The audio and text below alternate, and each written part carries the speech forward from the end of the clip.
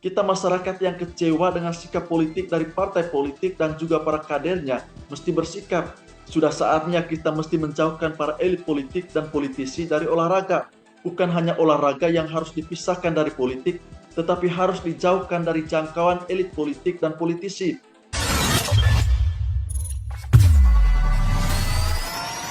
Terus bagaimana kita berjuang agar Israel berhenti menindas Palestina dulu, baru kita main bola bersama dunia? Ataukah kita sambil berjuang, kita sekalian main bola bersama dunia?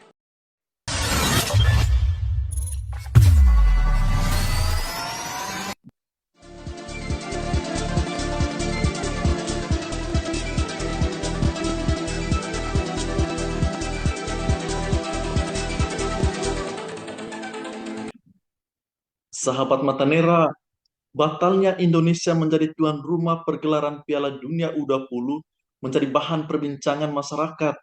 Keputusan yang mengejutkan dari FIFA tersebut serentak membuat kita kecewa dan patah hati.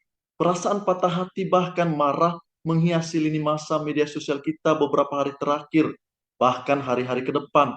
Dari rilis resmi FIFA, pembatalan Indonesia menjadi tuan rumah disebabkan oleh peristiwa Kanjuran Malang, soal keamanan dan situasi politik terkini. Situasi politik terkini tersebut sepertinya terkait sikap saklek dari sebagian orang yang menolak keikutsertaan timnas U20 Israel dalam turnamen Piala Dunia U20. Kita tahu mereka yang menolak keikutsertaan timnas Israel cukup banyak. Ada ormas keagamaan, partai politik, dan tokoh politik.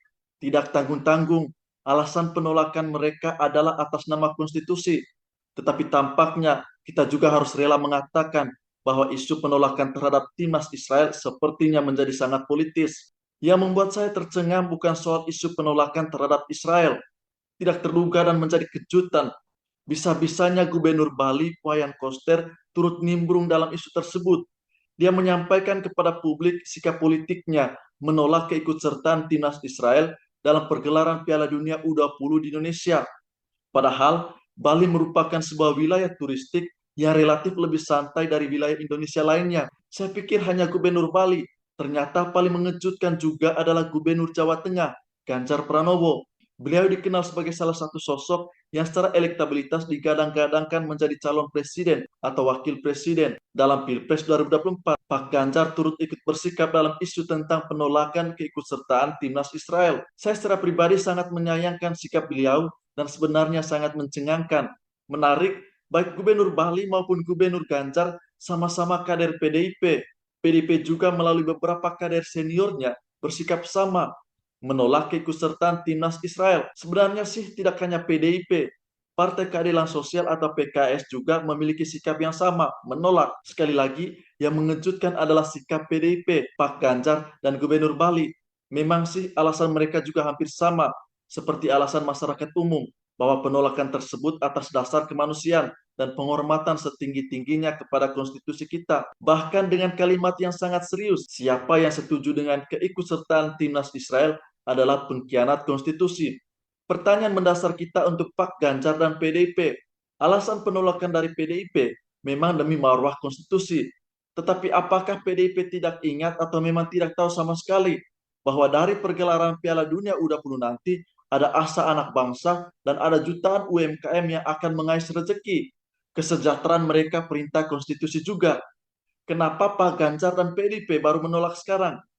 Kepastian keikutsertaan timnas Israel sudah diketahui sejak tahun lalu. Persiapan kita menjadi tuan rumah sudah hampir paripurna. Anggaran negara sudah digelontorkan dalam jumlah yang tidak kecil. Apakah PDIP gertak dengan ancaman-ancaman pengamat dan kelompok-kelompok yang mengancam akan melakukan demo besar-besaran kalau Israel masih diizinkan ikut dalam gelaran Piala Dunia U20?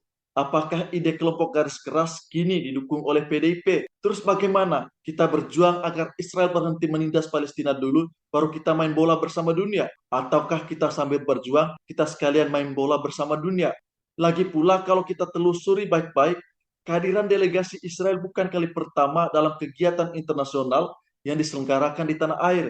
Pada bulan Maret tahun lalu, ada 4 politisi Israel yang ikut hadir dalam pertemuan Interparliament Union di Bali.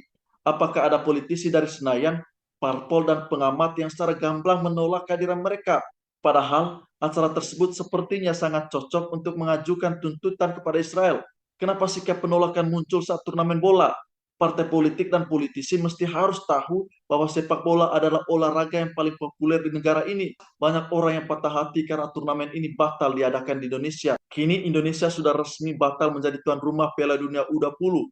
Nasib timnas Indonesia U20 untuk ikut ajang tersebut juga menjadi tidak jelas. Semoga saja bisa tetap ikut. Dari pengalaman pahit ini, ada pelajaran penting yang mesti kita catat kepada PDIP, Pak Ganjar, dan para penolak timnas Israel. Penting menjauhkan politik dari olahraga. Olahraga untuk negara kita adalah murni untuk membawa anak-anak bangsa ke level internasional. Lagi pula, timnas kita bukan utusan politik.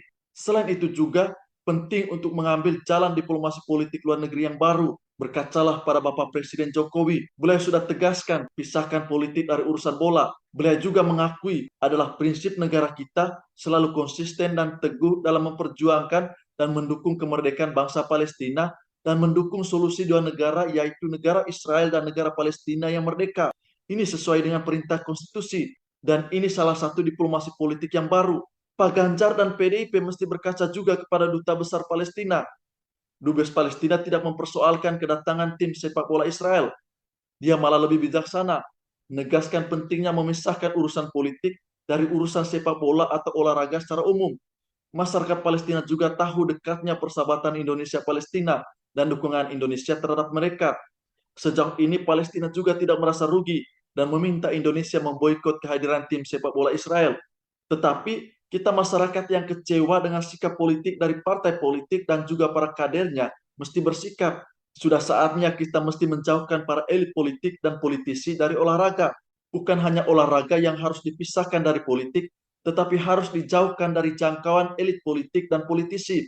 Selain itu, kita juga menjadi sadar, ternyata di sini, di negara Indonesia ini, sebenarnya yang lebih ditakutkan dari malaikat maut adalah malaikat pencabut asa dan mimpi anak negeri di ajang pergelaran Piala Dunia U20. Pemerintah dalam hal ini Bapak Presiden Jokowi sudah membuat pernyataan resmi terkait batalnya Indonesia menjadi tuan rumah Piala Dunia U20. Dalam pernyataan resminya, Bapak Jokowi menegaskan bahwa beliau memang kecewa dengan fakta pahit batalnya Indonesia jadi tuan rumah. Beliau mengajak kita untuk menghormati keputusan FIFA.